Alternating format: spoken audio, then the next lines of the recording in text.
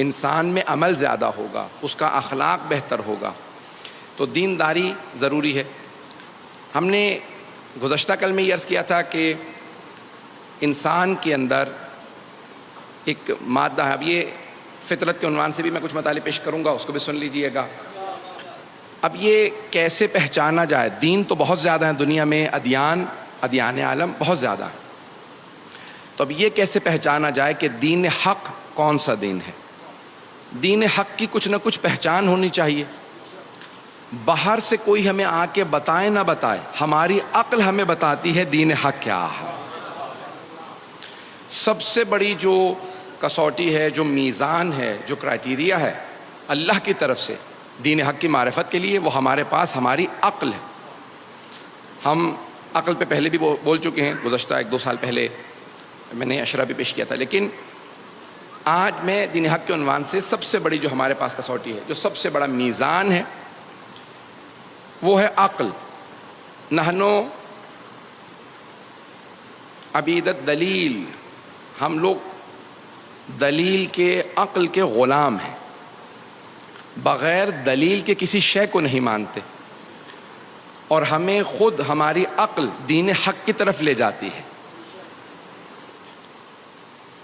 شاید میں نے کبھی پہلے پیش کیا ہو، لیکن یہ جملہ سن لیجئے گا۔ خود سائنسدانوں نے تحقیق کی ہے امریکہ میں، اور اس نتیجے پہ پہنچے ہیں کہ انہوں نے انگریزی میں جو لفظ استعمال کیا ہے، there is a God gene inside all of us، ہم سب میں ایک ایسا جین پایا جاتا ہے جسے گاڈ جین کہا جاتا ہے، یعنی جو ہمیں خدا تک لے جاتا ہے۔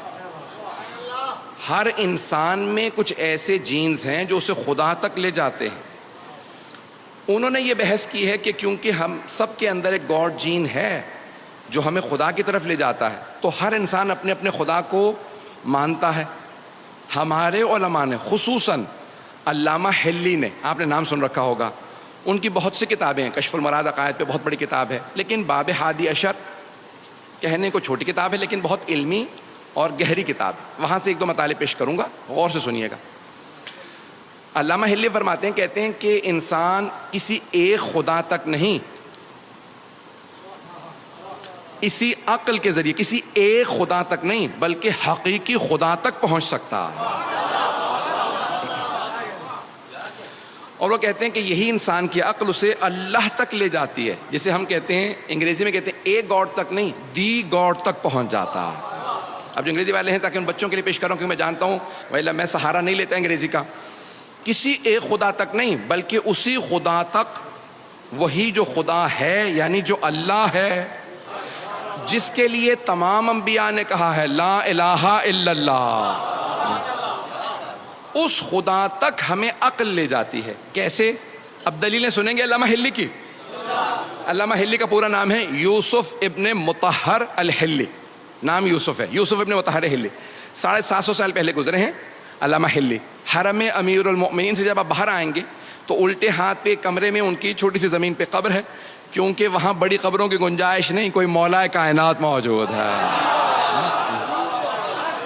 تو وہاں بڑے بڑے علماء، بڑے بڑے فقہاء صرف اتنی درخواست کرتے تھے اگر ہمیں قبر میں کہیں قدموں میں جگہ مل جائے، زائرین کے، مولا کے نہیں، زائرین کے قدموں میں بھی جگہ مل جائے تو بڑی بات ہے۔ تو علامہ حلی کی وہاں قبر ہے، جب جائیں گے تو وہاں لکھا ہے یوسف ابن مطہر حلی، اتنا بڑا پہاڑ ہمارے فقہاء کا۔ اور جب ان کا انتقال ہوا، ان کے بیٹے فخر المحققین ان کے بیٹے ہیں، بہت بڑے ہمارے فقیہ ہیں، تو ان سے پوچھا کہ آپ نے اپنے بابا کو خواب میں دیکھا؟ کہ ہاں میں نے اپنے والد کو خواب میں دیکھا۔ کہا کچھ آپ نے پوچھا؟ کہ اتفاقاً خواب میں میں نے ان سے پوچھا کہ مرنے کے بعد آپ کے کیا کام آیا؟ تو آپ نے خود ہی فرمایا، علامہ حلی نے اپنے بیٹے سے کہا 2 چیزیں بہت زیادہ کام آئیں۔ پہلی کتاب الالفین، انہوں نے کتاب لکھی، اس کا نام ہے الفین۔ الفین یعنی 2000، الف کہتے ہیں 1000 کو، الفین یعنی 2000۔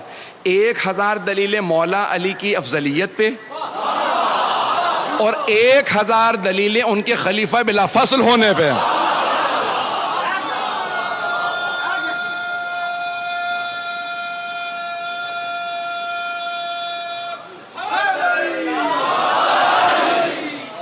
توجہ ہے ذہن گرامی؟ تو فخر المحققین جنہوں نے بے انتہا فقہ میں، رجال میں بڑی بڑی کتابیں لکھی ہیں، فرماتے ہیں میں نے علامہ حلی اپنے والد کو خواب میں دیکھا کہ مرنے کے بعد آپ کے سب سے زیادہ کیا کام آیا؟ تو کہا 2 چیزیں، کتاب الالفین و زیارت الحسین۔ کہا زیارت سید الشہداء بہت کام آئی، میں پیدل جایا کرتا تھا مشی کے لیے، اب سمجھ میں آیا یہ عام مومنوں نے شروع نہیں کیا، فقہا کی ایجاد ہے۔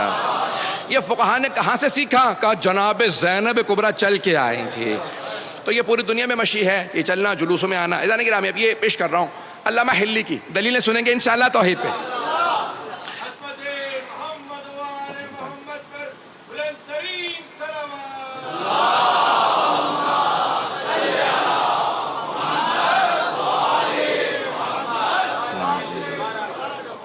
علامہ حلی فرماتے ہیں، کہتے ہیں کہ کسی ایک خدا تک نہیں بلکہ حقیقی خدا تک، اللہ سبحانہ و تعالیٰ تک انسان عقل سے پہنچ سکتا ہے۔ کہ اگر کوئی جنگل میں بھی پیدا ہو اور جنگل میں پیدا ہونے کے بعد بڑا ہونے لگے اور سوچے یہ اتنی بڑی کائنات ہے جو میں ساری کور ہی نہیں کر سکتا، ہر جگہ جا نہیں سکتا، چل پھر نہیں سکتا، یہ زمین اتنی بڑی ہے، باہر اتنے ستارے نظر آ رہے ہیں، مجھے کچھ سمجھ میں نہیں آ رہا، یہ خود بخود وجود میں آ سکتی ہے؟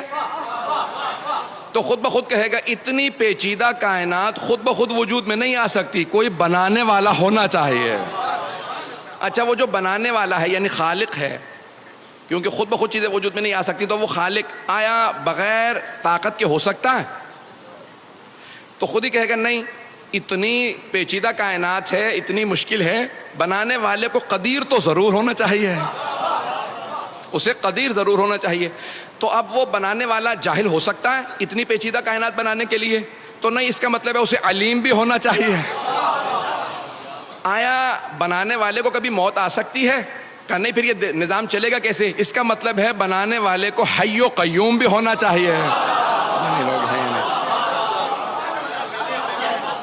تو علامہ حلی کہتے ہیں کہ ساری دلیلیں انسان جو جنگل میں بھی پیدا ہو سوچتا رہے تو اس خالق تک پہنچ جائے گا جو اللہ سبحانہ و تعالیٰ قدیر بھی ہے، علیم بھی ہے، حی و قیوم بھی ہے۔